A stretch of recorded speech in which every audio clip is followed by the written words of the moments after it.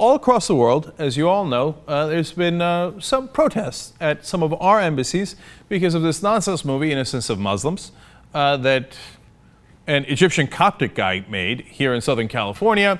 It has nothing to do with our government, but nonetheless, people were angry and they protested. And by the way, not only did our ambassador in Libya get killed, as at least part of a process that got started under these protests, it appears that Al-Qaeda might have used it as a cover for that attack, but nonetheless, he got killed, 4 Americans got killed. But do you know overall, 28 people have been killed. Most of them are protesters. They go over there, they get angry, I can't believe you did this, stop all the movies, we hate you, okay, and then they get killed. Fail. Now, some of the anger towards the people who are stoking these fires and Innocence of Muslims was done on purpose to try to create confrontation. In fact, the guy who's promoting it said so. He's a guy named Klein said, yeah, we knew that this was going to happen.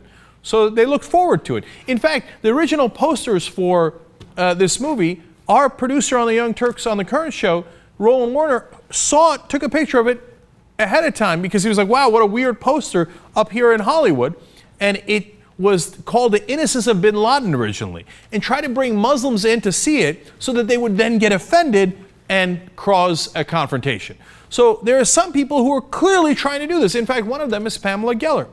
Her group is spending a lot of money now to try to buy ads in different cities to put it in public transportation areas where a lot of people can see them, in New York, Washington, San Francisco.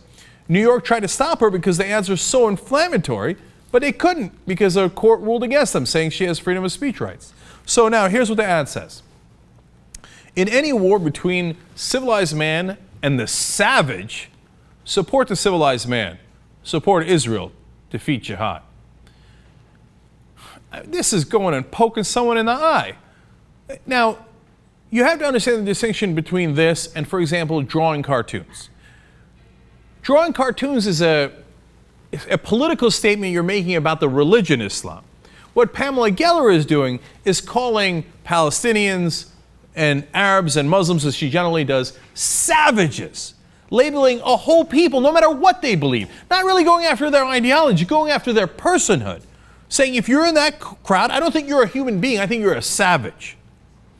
Now that's not acceptable. Now look, here we have freedom of speech in America, so did New York court make the right decision? Unfortunately, they probably did. So I'm not saying she doesn't have the right to say it, right? But what I'm saying is, should she be saying it? Absolutely not. You're trying to provoke this confrontation and you do it in a vicious and stupid manner, and it's totally unacceptable, okay? Now, on the other hand, at the same exact time, in France, they are running these cartoons. It's a publication called Charlie Hebdo. I'm sorry if I'm not pronouncing it right. But they're running these cartoons with Muslims, and I don't know if that's even supposed to be the Prophet Muhammad, but it's a Jewish guy pushing a Muslim guy in a wheelchair. I don't even understand the cartoon. It says Intouchables 2, but who cares? And then they got a Muslim guy apparently making out with the magazine itself, as represented by that cartoonist in that picture. Love stronger than hate. But they clearly have a political message. Now, you might get angry about this. I don't know why you would. Who cares what they think? It's a cartoon, right? And then talking about the movie that embarrassed the Muslim world, and they draw a cartoon of that. So now, protests against the French. Now, wait a minute. Now, this is different than what Pamela Geller is doing. This is clearly a political message. And it's not directed against Muslims, saying Muslims are bad or savages or any other derogatory word. It's a cartoon about the religion. Now, wait a minute. If we can't criticize each other's religion, how can we even have a conversation? So anytime anybody says anything from their religion, we're supposed to say, yeah, absolutely. Now, I'm agnostic, so I think that's outrageous, and of course I don't agree to that. But even if you're a religious person, okay, so you're a religious Muslim. If a religious Jew comes up to you and says, well, obviously, West Bank and Gaza Strip is Judea and Samaria. That's our holy land. Jerusalem's our holy land. Obviously, we get that. Are you supposed to say, oh, thank you, sir. Absolutely, sir. No, you have an interesting dialogue, and you obviously might disagree with that, because can we criticize each other's religions? Of course, in an open and honest debate, obviously you can and often should. So now France is, in a bit of an upheaval because of this. They're trying to ban the protests.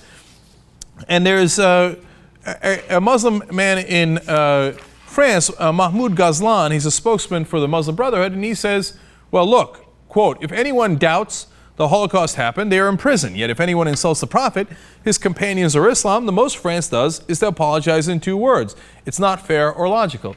No, but wait a minute, that's not logical either. In the Holocaust, 13 million people died. Something actually happened, and it was terrible. So that's a different ballgame than you have offended a guy that I like. But nobody died from that except for when you protest. And second of all, I don't agree with France's law on you can't criticize the Holocaust. I believe in freedom of speech. And look, the Holocaust happened. Somebody saying it didn't happen doesn't make it so. I'm not afraid of that speech. And I'm not afraid of a speech on debating whichever side you want on religion. We should have that debate. So you got to understand the difference between insulting people for who they are and offending them because you're saying something that they don't agree with about their religion. We get to offend people's religion. And in fact, of course, the people who are most routinely offended and no one ever raises a peep about are atheists and agnostics. When everybody in the other religions say, oh, you know what, you guys are going to burn in hell forever. That's pretty offensive. And it's no sweat off our ass because we know you're full of it. So take a chill pill and bring it down. You're right to get annoyed and angry at Pam Geller, not right to do anything about it because freedom of speech is paramount. But the French should have any damn cartoon that they like.